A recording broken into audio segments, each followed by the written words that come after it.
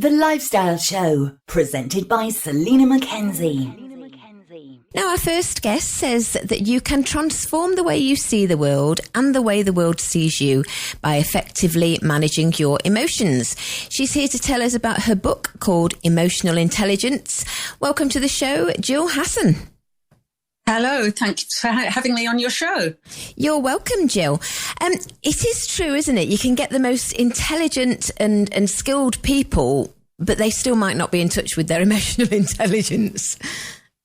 Absolutely, yeah. Intelligence, well, in fact, it's probably helpful to explain what emotional intelligence is. Yeah. Then it's So our intelligence comes from our ability to rationalise and reason and to think, and all that comes from a bit of science here, that sort of what's known as the neocortex. That's the sort of newer part of our brain as far as human development is concerned.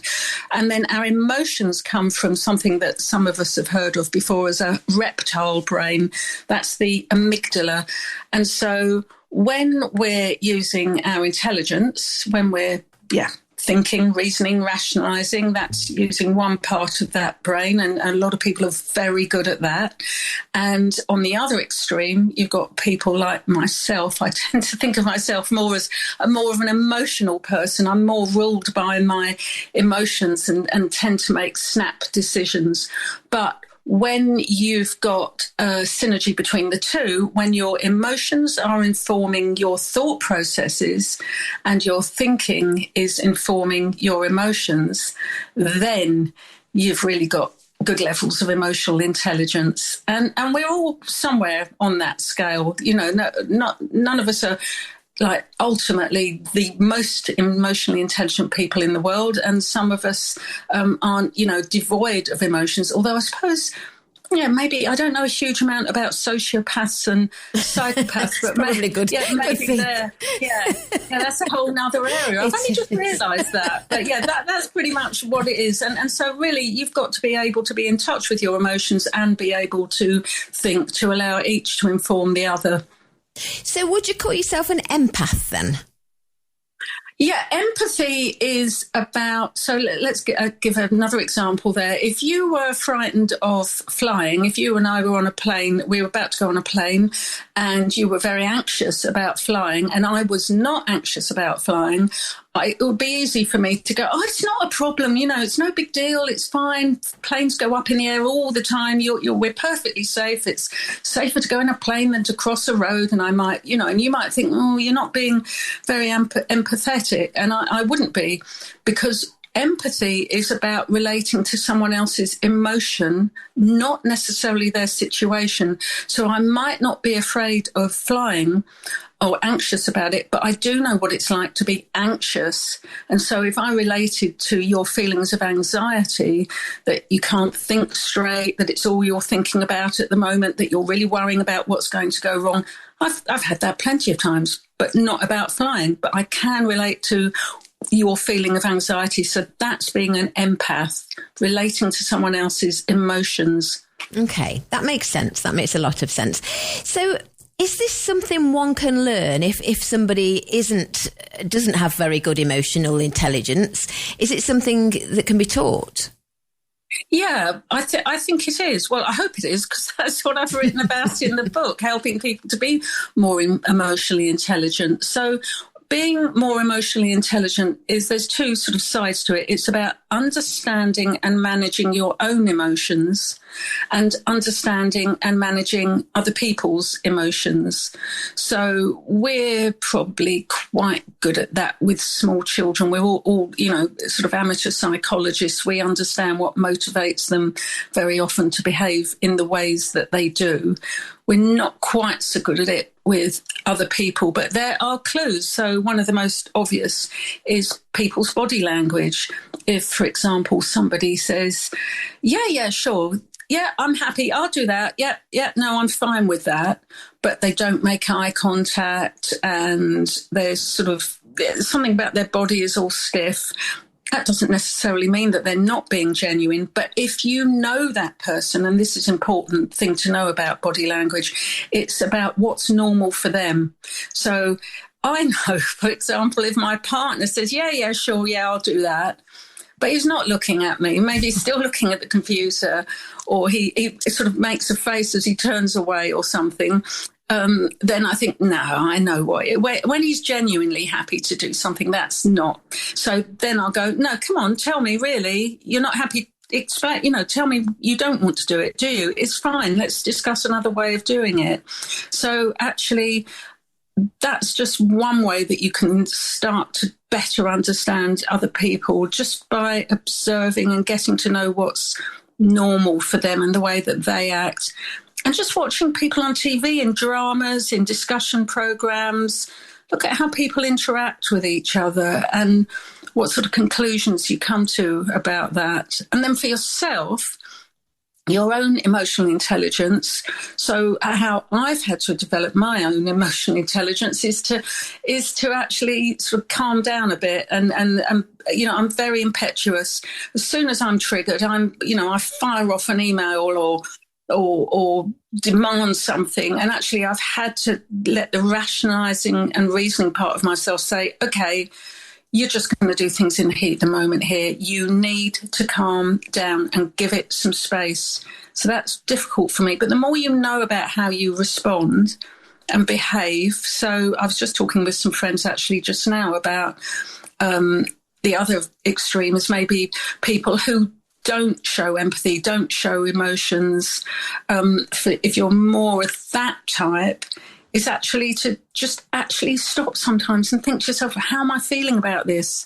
How does that differ from a similar situation? So just be more aware of your feelings and thoughts without getting obsessive about it, of course. But one other thing I'd like to add there about emotions is we use a very limited vocabulary for our emotions. We use things like cross, angry, sad, happy.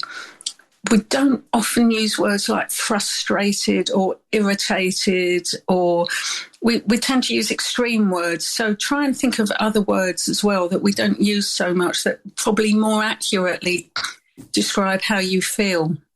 Yeah, I've heard the one about the email before, and I'm very similar to you. I suppose I'm a bit impetuous as well, in that if something triggers me, that's it. I want to deal with it there and then. Yeah. But they do say, don't they, wait 24 hours, see how you feel tomorrow. And I have been trying to learn to do that myself. Instead of reacting, just waiting a bit and then rereading something that's upset me or rethinking something that's upset me. Because when your emotions are so heightened, it can make something far worse than it needs to be. Well, yeah, because what happens is that when your emotions are triggered, it actually shuts down the rationalizing and reasoning part of your brain. And there's a good reason for that. So if you were suddenly aware that the ceiling was falling in the room that you're in right now, you wouldn't engage your brain. You wouldn't think, now, what's happened there? What's the structural reasons for that? Why has that happened? Your brain would shut down and your amygdala would kick in and go, get out of here. Yeah. So that's necessary. But when we receive an email where somebody has annoyed us or irritated us, we do the same thing. We respond immediately. So many of us do, when in fact, actually this isn't a life-threatening situation. Nothing's falling down on top of you. You can, usually in email situations, take a few minutes, a few hours, or even, as you said, wait till the next day to allow your brain to engage and think what's a reasonable response instead of being taken over and overwhelmed by your emotions. Yeah. I think the word triggering as well has a big connection with emotional intelligence, because if you can understand what could trigger somebody else, everyone has their own triggers. I have mine, you have yours. Yeah. But if I can understand what somebody else's trigger is, then I'm presumably having emotional intelligence by understanding their triggers. Is that right? Does that make sense? Yeah, definitely. And again, that there's general things that we know that, generally people get very annoyed and irritated if they're hanging on for ages to, on the phone to get through to a call centre or to get through to their doctors, for example. So there's certain things we all know trigger pretty much all of us. But then the other triggers are triggers of people that we know, that we live with, that we work with. It doesn't mean to say that just because they get triggered by something, we shouldn't talk to them or confront them. But then that becomes about timing. So you often know that if your partner comes in and they've had a bad day at work, wanting to talk to them about something serious is probably not the right time. You'll trigger them just snapping at you. But knowing with people you know well, when's the right time to talk about the right things, it doesn't mean to say that you're just being subservient and giving in to how they would rather have things talked about. But we can all do that. We know certain things trigger certain people. If you've had teenagers, you know that as well. Them walking through the door and you confronting them. You haven't made your bed. I told you. La, la, la.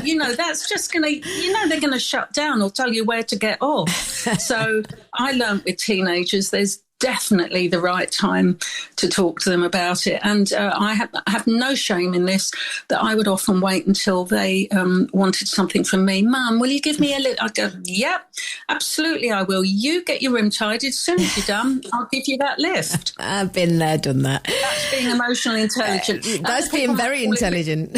You might call it being manipulative, but I call it being emotionally intelligent. I like that. It says in the book you'll also discover how to boost your EQ. What's your EQ?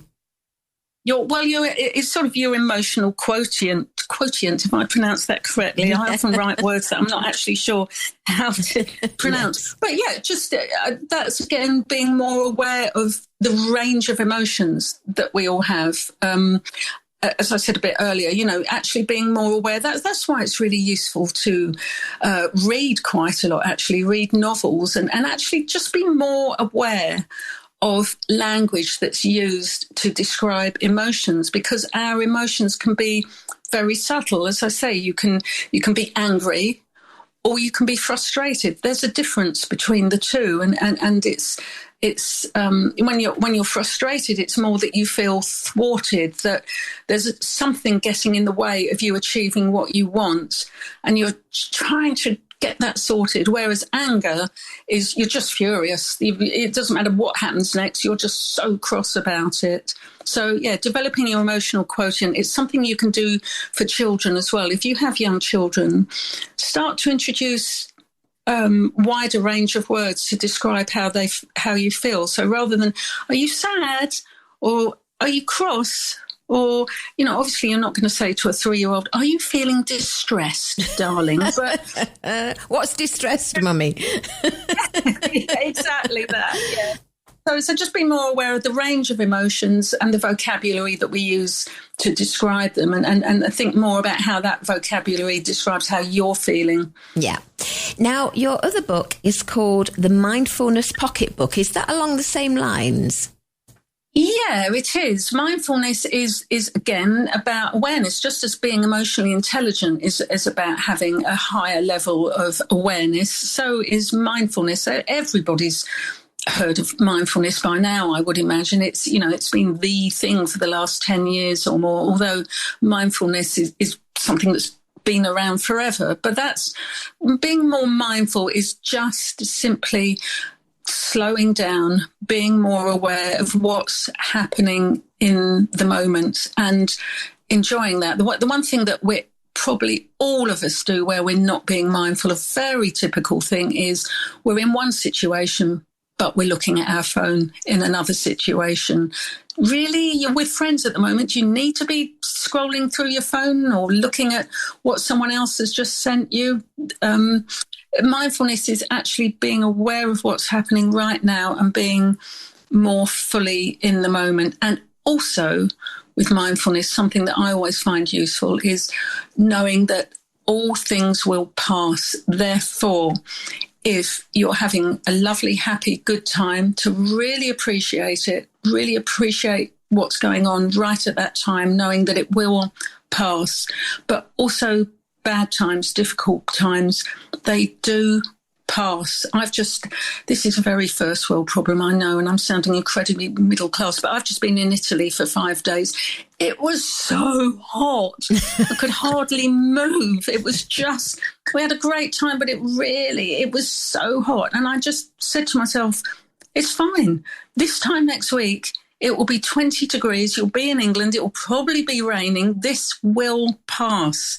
So stop getting stuck in it. Just be aware that this is just for now. It's a good job you're not here in Spain now, because you'd be saying exactly the same. It is so hot at the moment. Right, okay, yeah. Well, see, even that will pass. That will pass. Even if it's months from now until you get to cooler times in the winter, that it will pass. So the bad times pass, so do the good times. So appreciate the good times and recognise that bad times will pass, because they will, because whatever was happening with you last year that might have not been so good, that's probably gone by now.